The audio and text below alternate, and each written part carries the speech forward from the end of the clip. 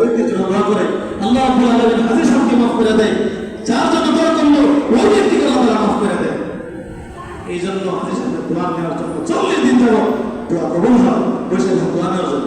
প্রথম হাজী সাহেবই বলতেছে, ভাই আমরা না প্রথম জাহাজে আসলাম, আপনি আগে কিভাবে আসলেন?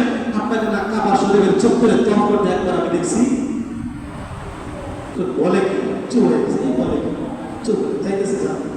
আর মাঝখান থেকে আরেক ব্যক্তি বলে, কি ভাই মিনাতে দেখা হয়েছে, দুর্মত মনে করতেছে, আপনি কিভাবে কি করলেন?